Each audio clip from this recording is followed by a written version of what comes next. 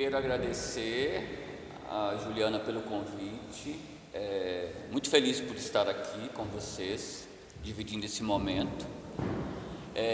Eu escrevi porque se eu não escrevo, eu começo a falar, eu me perco e aí vai para outros caminhos, provavelmente eu devo ir para outros caminhos, mas guiados a partir de um texto. E aí você fala para eu cortar, que eu corto também, porque sempre a gente fala mais do que está esperado. Eu dei um título inspirado pelo evento, né? Segunda Preta, Tessituras Negras como Espaço Quilombo de Arte e Resistência. E aí eu achei maravilhoso o resistimos, porque eu acho que a Segunda Preta, ela tem sido esse espaço de existir e de resistir. Então eu vou começar pedindo licença e vou me apropriar de um discurso, um ato de resistência, uma performance de resistência, um manifesto de resistência, que é chamado para conversa em toda a sessão da Segunda Preta, né? Então vou pedir licença e eu vou ler para vocês. É preciso que eu diga, é preciso que você ouça. A Segunda Preta é um movimento território quilombo, é um pensamento. A Segunda Preta nasce numa segunda-feira de Exu. Exu é o princípio de tudo, é o fio desencapado da força da criação, o nascimento. A célula máter da geração da vida, o que gera o infinito infinitas vezes. É considerado o primeiro, o primogênito, responsável e grande mestre dos caminhos, o que permite a passagem, o início de tudo. Exu é a força natural viva que fomenta o crescimento. É o primeiro passo em tudo. Mas nossos passos não são de hoje. Chegamos aqui inspirados por nossa ancestralidade, por outros que, assim como nós, existem e resistem. E ensinados pela capitã Pedrina, se soubermos de onde viemos, sabemos para onde vamos. Salve os que caminham. Reverenciamos a Terça Preta, realizada pelo Bando de Teatro Olodum em Salvador, que inspirou nossa chegada. Saudamos nossas pretas por suas trajetórias e inspirações. Salve as que vieram antes de nós: Ruth de Souza, Zora Santos, Leda Maria Martins, Ana Maria Gonçalves, Conceição Evaristo, Pedrina de Lourdes e Maza Rodrigues. Há 2 anos batemos nossa laje para fazer e ser a Segunda Preta, no feminino. O questionamento sobre o racismo estrutural nesta ação atravessa o campo da criação e reflete na estrutura produtiva da Segunda Preta. Recebemos em nossa programação trabalhos de artes cênicas feitos por artistas negros e negras, dialogamos sobre nossa arte, escrevemos sobre essas cenas, espetáculos, performances.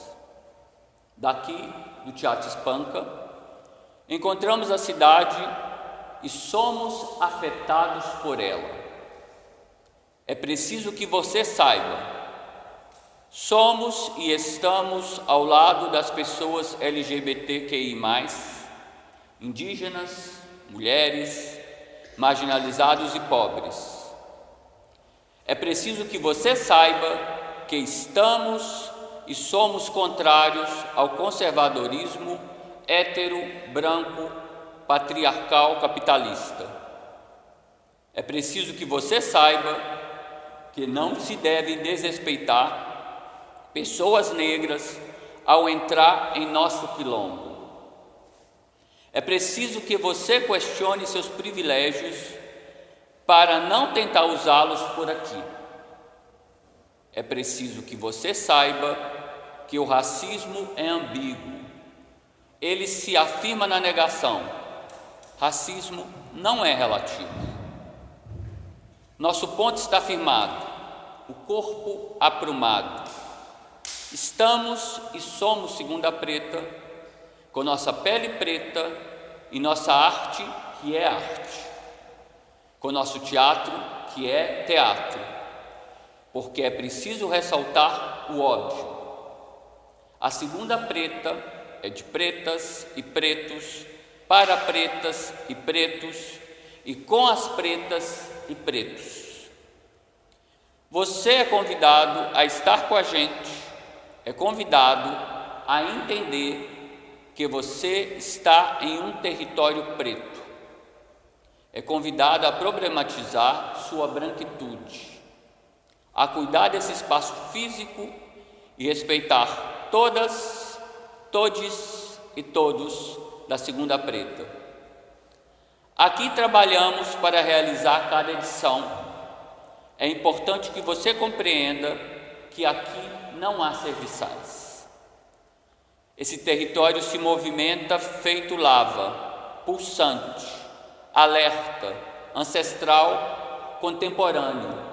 É encruzilhada, é corpo, é pele, é pensamento, discussão, reflexão, quilombo, é afeto, é teatro, é chave e abre portões.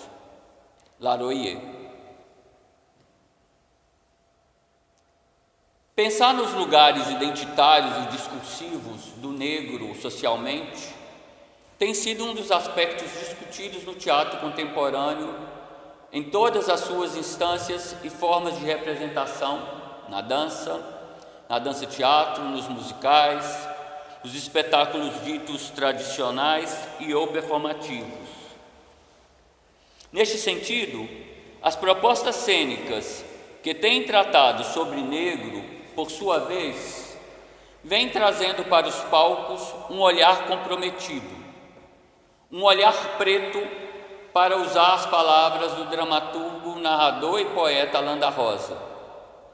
Esse olhar preto está enredado com uma série de interesses, lugares de fala e oposições ideológico-políticas, e também subjetividades que perpassam o processo de construção de um texto espetacular.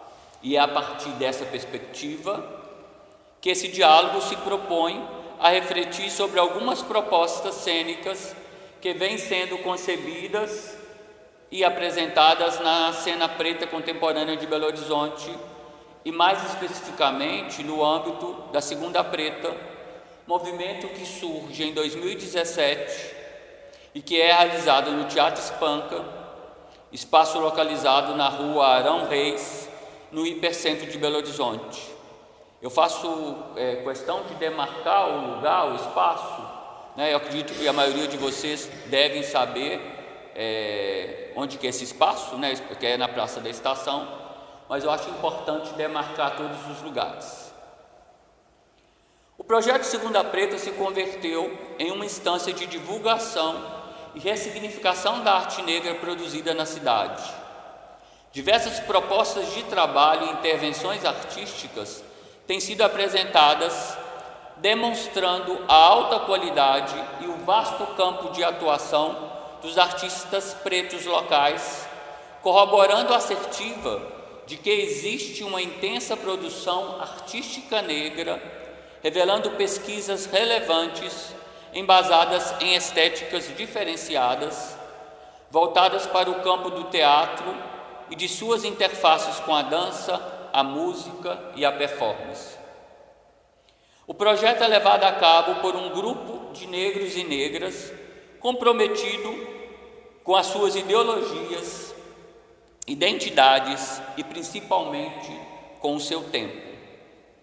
A Segunda Preta surge rendendo homenagem a Ruth de Souza, primeira dama negra do teatro brasileiro, reconhecida pela sua trajetória e legado artístico. E desde então, homenageia mulheres negras viva em cada nova temporada. E aí, para mim, é muito importante homenagear mulheres, mulheres negras e mulheres negras vivas. Isso é muito presente na Segunda Preta, né? Vamos render homenagem enquanto estamos presentes, né? A gente não tem que ficar reafirmando Marielle presente.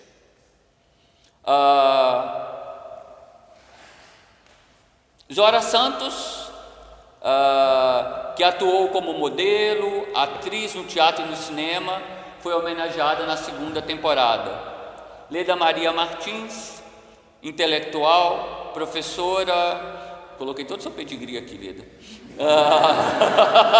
Vou pular. Pesquisadora sobre teatro e cultura negra, poeta e rainha de Nossa Senhora das Mercês do reinado da Irmandade do Vale de Jatobá de Belo Horizonte. Ana Maria Gonçalves, escritora consagrada pelo sucesso de sua obra Um Defeito de Cor, romance publicado em 2006 e Prêmio Caça de las Américas de 2007, na quarta temporada. Conceição Evaristo, doutora em letras pela UF, ficcionista, poeta, ensaísta, na quinta temporada. Pedrina de Lourdes, capitã da guarda de Moçambique, de Nossa Senhora das Mercês de Oliveira, na sexta temporada. E Maria Mazarello Rodrigues, conhecida como Maza Rodrigues, idealizadora e proprietária da Maza Edições, sétima temporada. Nomear essas mulheres, além de corroborar a importância de cada uma delas para o desenvolvimento das artes e da cultura negra, ratifica a relevância da Segunda Preta, evidenciando que não se trata de um evento passageiro, uma vez que a sua continuidade está nas mãos de muitos, homens e mulheres, que têm como objetivo comum discutir os amplos lugares de fala da população negra na arte. Até o presente momento, já apresentaram cenas e experimentos negros propostos por artistas de diversos estados brasileiros, como entre outros Bahia, Ceará, Espírito Santo, Maranhão, Minas Gerais e Rio de Janeiro. Trabalhos politicamente engajados e que se dispõem a discutir vários temas relacionados aos pontos de vista internos da população negra: identidades, formas de segregação, racismo e preconceito, violência contra as corporeidades negras, principalmente em relação à mulher, à sexualidade, à expressividade e às afetividades, entre outros temas afins. Como movimento artístico e político, a Segunda Preta promove reflexões acerca dos trabalhos apresentados por meio de uma conversa realizada a partir da leitura das cenas e um bate-papo mediado por críticos pretos, pessoas também envolvidas na organização, com os artistas e público presentes após cada dia de apresentação. Os debates permitem que atores, críticos e plateia possam exercitar o diálogo e a escuta sobre cada experimento demonstrado, como as cenas reverberam para além do espaço de representação, tocando quase sempre em aspectos que se relacionam com as vivências negras em nossa contemporaneidade. As reflexões têm sido documentadas e divulgadas nos cadernos pretos e nas redes sociais, possibilitando assim a formação constante de público e de leitores pretos. Eu trouxe aqui os 3 cadernos, que aí vocês podem ir circulando,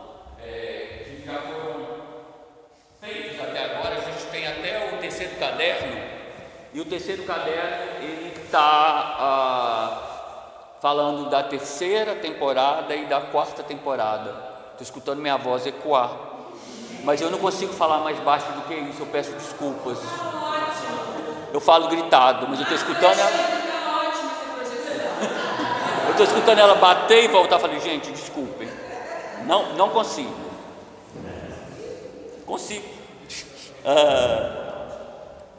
Para essa fala, eu vou trazer brevemente alguns trabalhos que foram apresentados na quarta temporada. As imagens estão aí, que é o endereço postal do Preto Amparo, né? Pedro que virou preto, adoro isso, né? Eu não consigo chamar ele de preto não, mas você vai ser Pedro, eu te conheci como Pedro. Tudo bem que agora você é preto, mas é Pedro Preto Amparo então, né? O Pedro ele está na Bahia, né? Fazendo uma outra graduação lá. O Catador de Risos, que é de Rodrigo Santos, eu trouxe imagens para mostrar para vocês, mas não funcionou, mas aí vocês vão conseguir ver ali no branco, eu acho.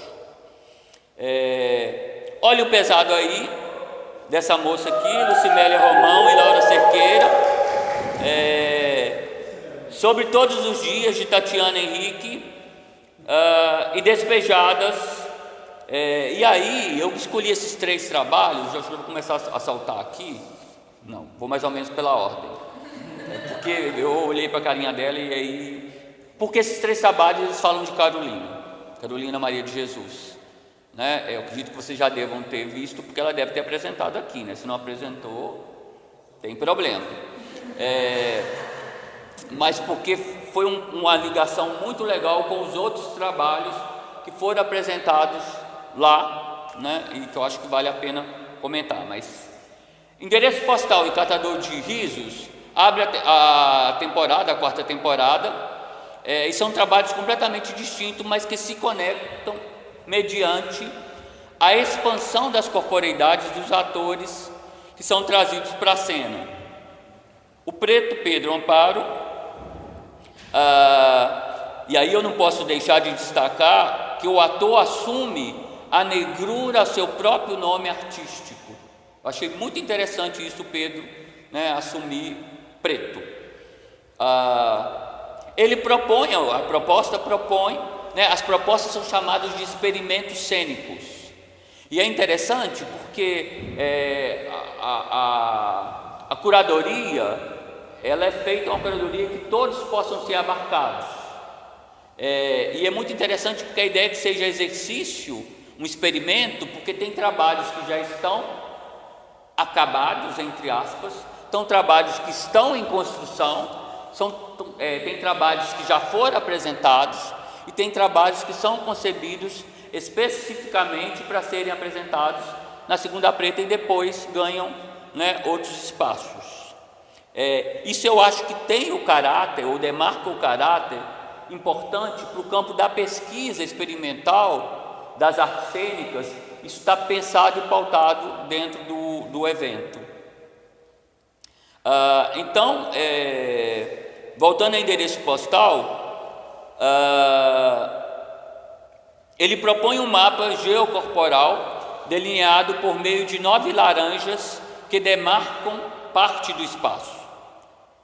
Tomando a fala para si e chamando para a cena o outro, o ator performatiza o seu discurso e faz com que a plateia seja copartícipe de sua despedida, ou melhor, da despedida de um outro que se configura com outras vozes negras.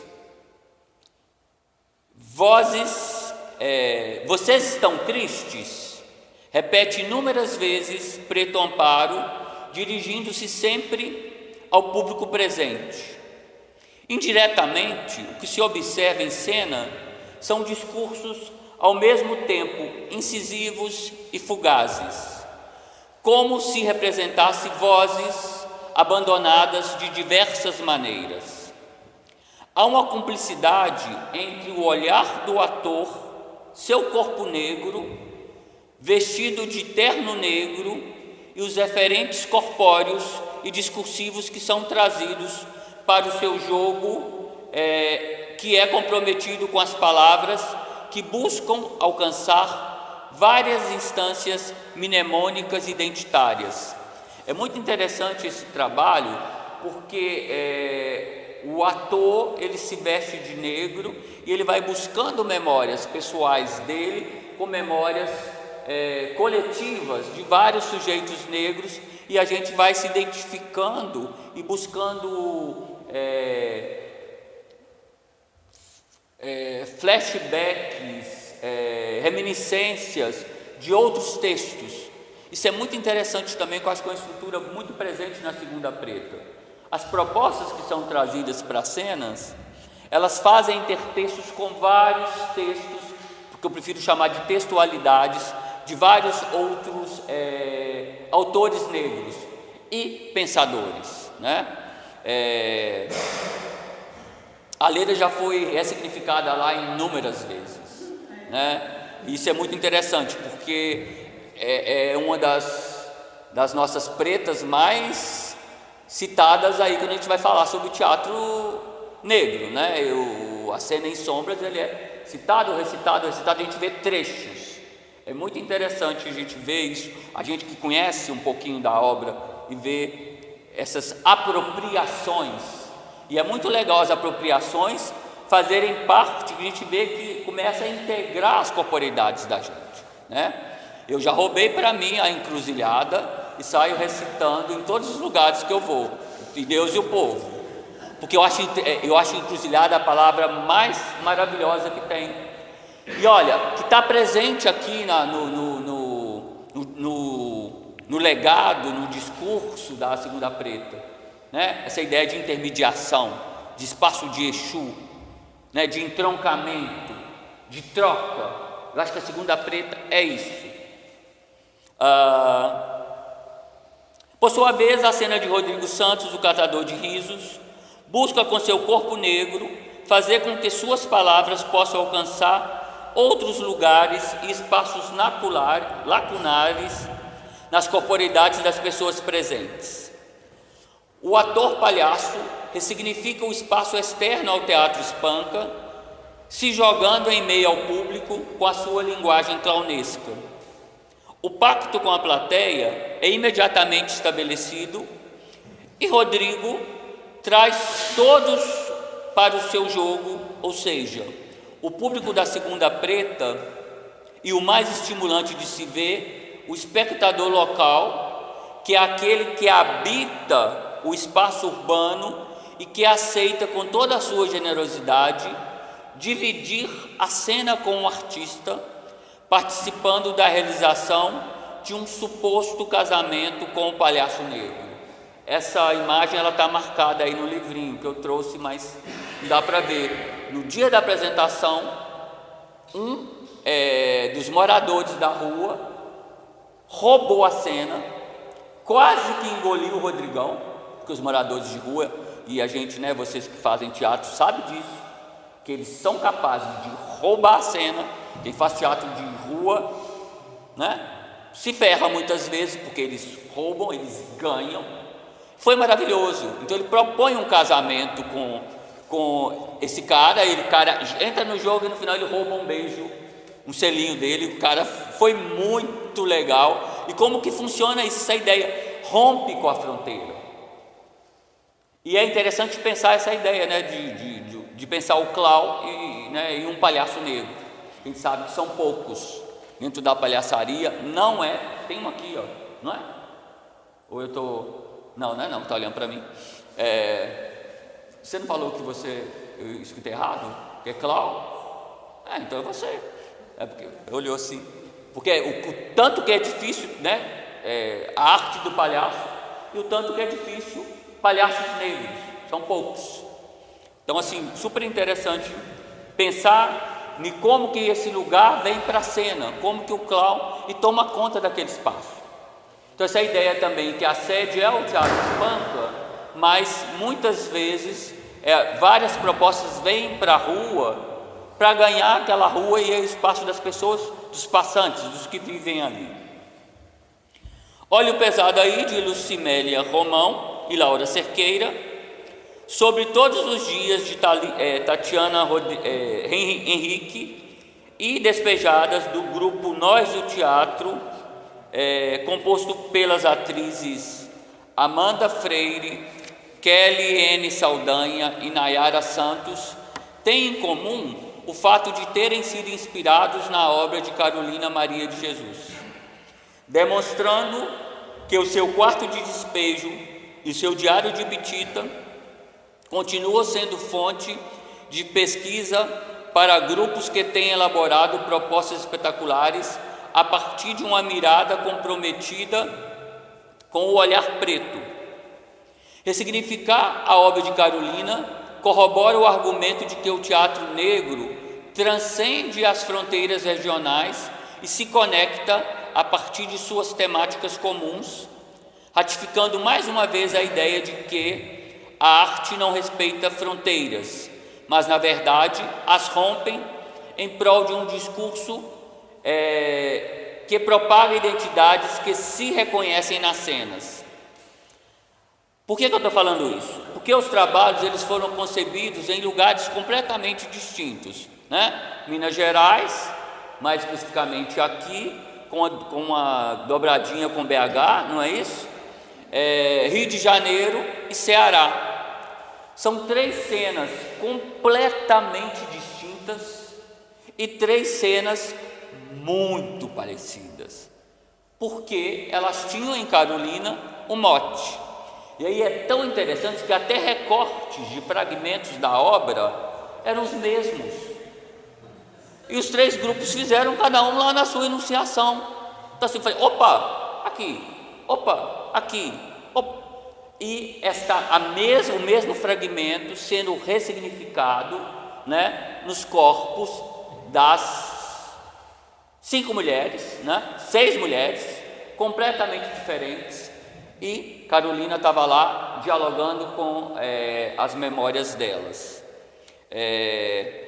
Eu vou pular aqui algumas coisas, mas de um olho pesado aí, me chama muita atenção que é uma cena que eu chamo de cena-imagem, que é de homens com livro na cabeça, que é o momento que encerra a proposta. Como vocês viram, acho que vocês vão se lembrar muito bem, né? As atrizes escolhem entre os presentes alguns homens e os convidam para, como elas, colocarem um livro sobre a cabeça e ocuparem o espaço de representação.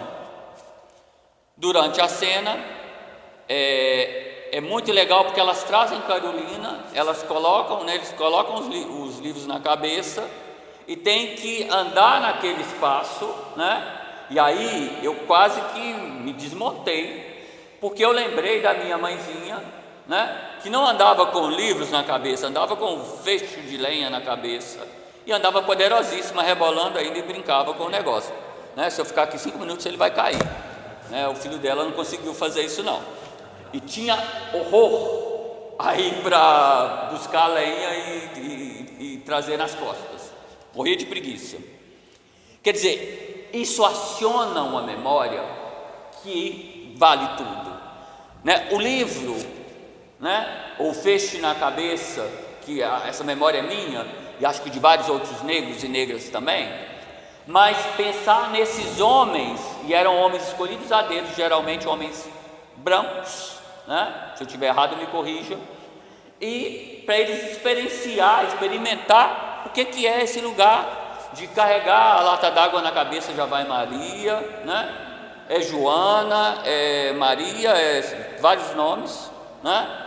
E é o livro, que é o conhecimento, que é o que levou, o que inspirou, o que buscou Carolina Maria de Jesus, né? O tempo todo. Então assim, é muito interessante pensar que o livro é possibilidade de conhecimento, né? Mas ele também vai representar essa labuta feminina aí, que é isso que fica, né? Esses lugares de fala relacionados com as mulheres. Socorro. Vou pular. Sobre a cena da Tatiana e sobre a cena das despejadas, é só interessante falar que ambas as cenas utilizaram da comida, uma com um caldo de feijão e a outra com pães. Isso era compartilhado com as pessoas. Essa ideia de que a comida é um espaço de encontro, né? E o caldo de feijão é um espaço de encontro. Então, assim, esses lugares de pensar como juntar aquele público. E o espaço do SPAN, que eu não sei se a maioria aqui conhece, é um espaço muito interessante, porque essa sala ela é maravilhosa, mas ela é muito ampla, né? O SPAN ele obriga a gente e lota, né? A segunda preta já está bombando. Você fica muito próximo dos atuantes, dos performers, dos atores. Então, assim, dessa ideia mesmo de convival, é muito próximo, rompe qualquer parede que você queira colocar e pensar. Isso eu acho muito importante da gente poder pensar nessa ideia do que se propõe fazer ali enquanto espaço mesmo de quilombo, como está proposto, né, nos dizeres. E trazer Carolina, né, é poder pensar na inviabilização social do sujeito feminino, como que ele engrandece diante da potência das cenas são propostas. E aí é como se rompesse um lugar, pelo menos nesse momento, não tem um lugar.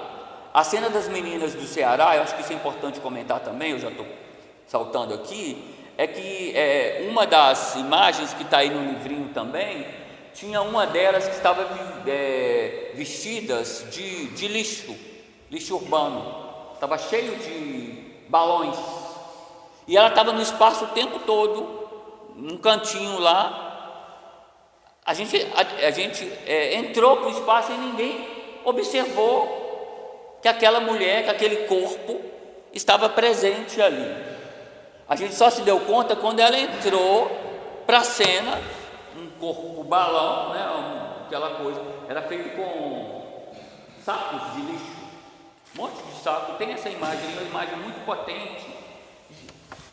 Aí essa mulher corporificou, ela se fez presença, porque ela tomou todo o espaço, e aí a gente viu que aquele corpo existe, que é igual os corpos que transitam pela Arão Reis, vários corpos que transitam ali que a gente não vê, né? A gente vai à segunda preta e depois volta para casa e não vê que aqueles corpos estão transitando por ali. Então, assim, é muito interessante essa ideia, como elas se ressignificaram, essa ideia, a potência da mulher.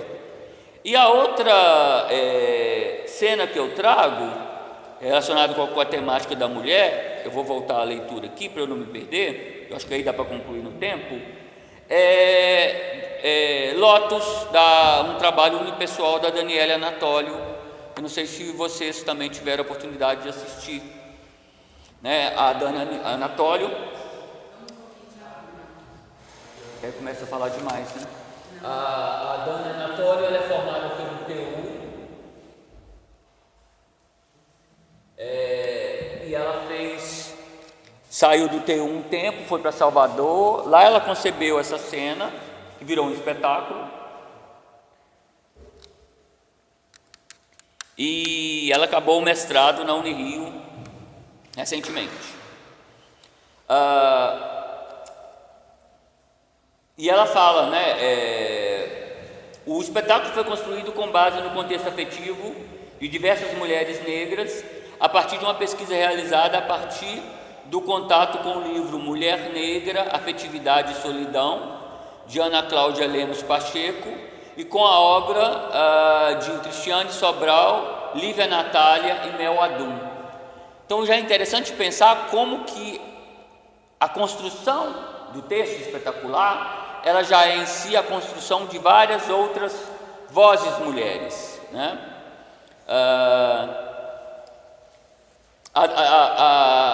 Ela fala, a performance teatral tem como ponto de partida a linguagem poética negra feminina. Encena o universo de mulheres que trazem em suas afetividades histórias invisibilizadas pelo imaginário social. A performance trata de amor, superação, beleza e vida.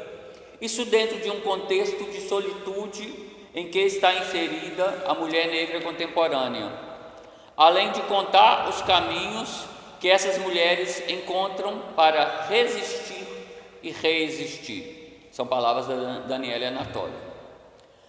Os aspectos trazidos nesse fragmento dizem muito do trabalho da atriz, de seu engajamento e de sua proposta estética e política, tendo como ponto de enunciação propositiva os lugares do feminino na sociedade contemporânea.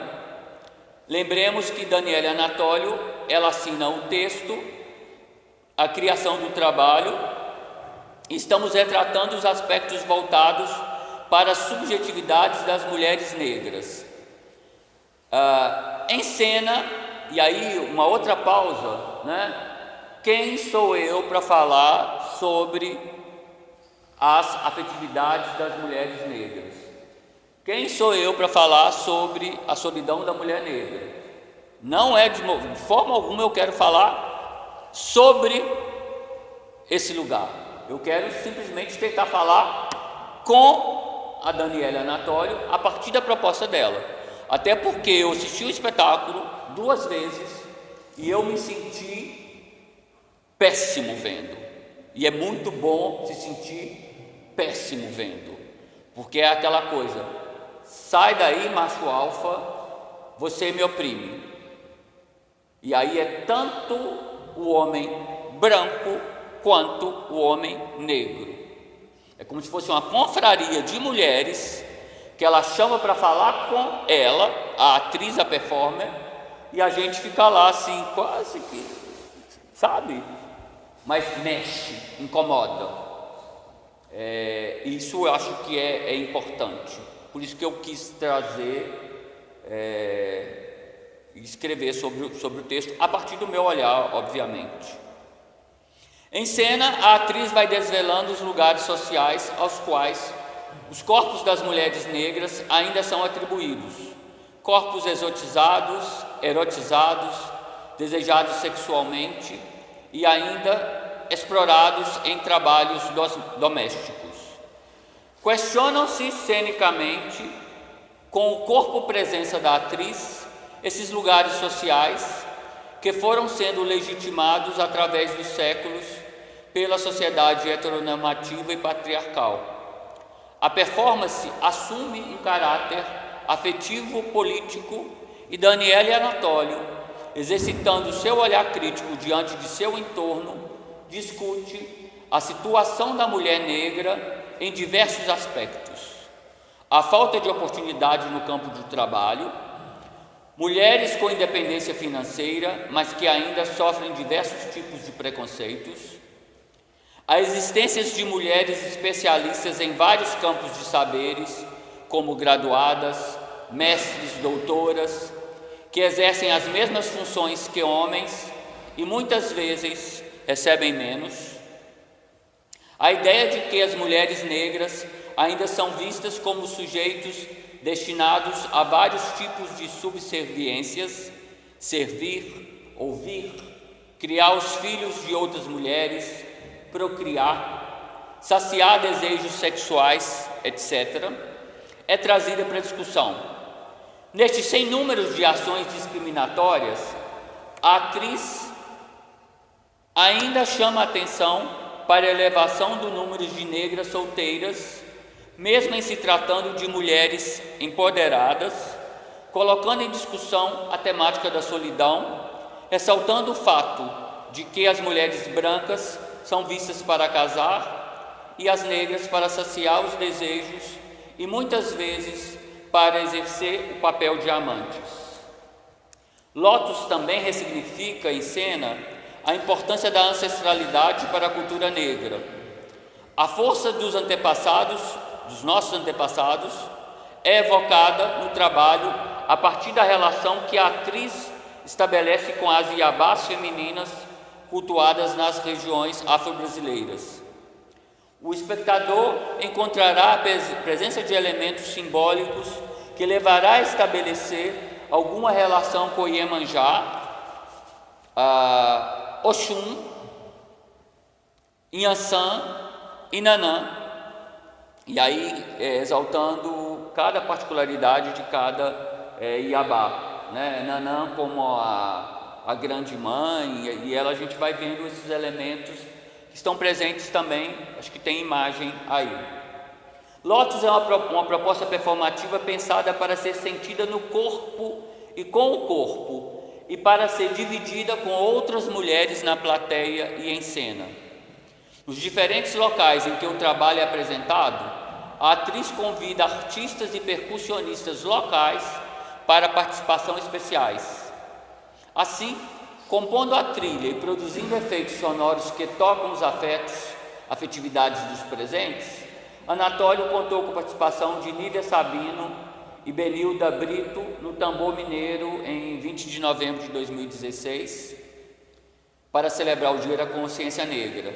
Dividiu a cena com Júlia Dias, que agora é Júlia Tizumba, assumiu o nome do pai, muito legal isso. Na primeira temporada da Segunda Preta, e com Mafá Santos na Terça Preta em Salvador. Por meio da musicalidade e somada à sua corporeidade, a atriz proporciona uma constante reflexão sobre o feminino e o lugar das mulheres diante do olhar dos espectadores. Sem dúvida, o ponto de vista interno é o da mulher negra. A performance se efetiva como se fosse uma confraria de mulheres em uma intervenção performativa em que elas, especialmente as negras, são objeto de enunciação discursiva. Tudo é pensado e performatizado no corpo da atriz para repensar e ressignificar os corpos negros femininos. Vale destacar que os homens são questionados durante a performance sobre o seu olhar cotidiano em relação ao corpo da atriz mulher negra. O que você sente quando me ver? O que você vê em mim? Perguntas que trazem o constrangimento e respostas distintas da plateia. Ela pergunta isso para os homens: o que vocês veem em mim? O que vocês sentem? E aí aparecem respostas mais, uma mulher bonita, uma mulher negra, inteligente, gostosa, gorda. Sabe quando a gente não sabe o que responder e começa, buscar uma resposta ou para agradar ou para tentar falar o que está vendo? É muito interessante porque ela ressignifica e ela pede que essas frases sejam escritas no corpo dela. É muito potente a cena. E logo depois ela desconstrói tudo isso. Eu vou pedir licença para ler. E ela desconstrói tudo isso falando: tem homem que quando eu passo na rua só vê bunda, só vê corpo. É como se eu caminhasse na ladeira do Pelourinho, na Praça da Sé, na Ribeira. Aí na rubrica ela fala para citá-lo lugares em que ela estiver representando. Só uma bunda caminhando, peito e bunda, bunda e peito, peito e bunda, bunda e peito, peito, peito, peito. E a ideia aqui, movimento de redemoinho com os braços, abertura dos braços, pautadas no movimento barra-vento de Inhansã. Então, como todo o texto está sendo pensado nisso, e ela trazendo para o diálogo. Outro momento ela fala: mulher negra não tem peito, mulher negra não tem sentimento, não tem coração, mulher negra não chora, não reclama, é só bunda. Sentimento e alma não existem. O que você vê quando você olha uma mulher negra? O que você vê quando você olha para uma mulher negra? E aí as pessoas são convidadas a responder e escrever no corpo dela. É isso que uma mulher negra representa? É isso que você vê quando olha para uma mulher negra? É isso que representa a minha mãe, a minha avó, a sua mãe, a sua avó, a sua tia, a sua bisavó, a sua mãe? São sinônimos do quê? O que mantém a afetividade delas? Chega, estou farta, mas eu não posso me permitir farta, porque cansaço é para mulher branca, porque mulher negra é força, mulher negra é beleza, é sexo, é amor, é compreensão e tem que dar conta de tudo, não é mesmo? Falando com as delas, né? Mulher preta é militante, é guerreira. Eu sou matriz, eu sou África. Quer caminhar comigo, meu amor? Entenda primeiro que gozar não é um privilégio masculino. Eu quero gozar com a sua língua lá dentro de minha buceta, sem nojinho, com respeito e cumplicidade. Eu quero gozar quando eu chegar em casa, depois de um dia de cansaço, e encontrar os pratos lavados, os pratos não, as panelas areadas. Eu quero gozar quando eu encontrar lavadas as minhas calcinhas com marcas de menstruação. Por que não? Ela lança aí. Aí a gente já não sabe mais onde, sabe? Como eu estou aqui travado para reler, acho que vocês estão percebendo, a gente fica assim, meu Deus. As perguntas nos silenciam, os presentes, principalmente os homens, eu coloquei aqui, nós, os homens, têm que engolir em seco, pois não dão conta de responder às inquirições lançadas sem meias palavras. Se antes, e aí eu chamo os versos de versos lâminas, porque quando ela fala é como se estivesse cortando. O universo heteronormativo não consegue lidar com as ironias e com o ímpeto e a vivacidade de cada questionamento. E aí é muito interessante pensar nisso. O que representa discutir essas corporeidades? O meu tempo já acabou, e só para eu fechar, eu vou falar que era uma outra que tem acontecido muito na Segunda Preta recentemente, que são os corpos trans, né? E aí tem um trabalho maravilhoso, que é o trabalho da Júlia Santos e da Giovana, que é se os homens são feitos de barro, nós somos feitos de lama. Eu trouxe as imagens também, e também vocês veem a imagem aí, que é algo maravilhoso, que é justamente a partir dessas corporeidades, desses corpos trans, das mulheres trans.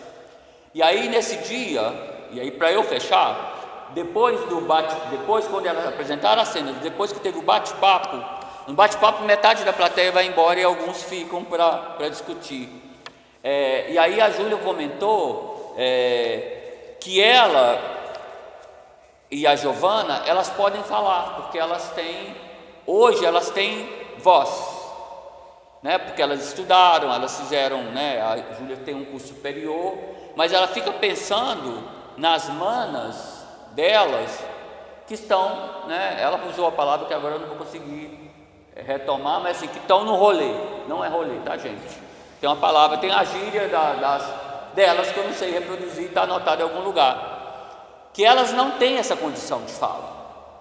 Então, que é esse lugar de mediar. Então, o que eu acho interessante na Segunda Preta é que tem sido um espaço para trazer essas possibilidades de ações, de propostas, de exercícios, que abre o leque. É claro que aí vai ter o teatro preto engajado, né? O teatro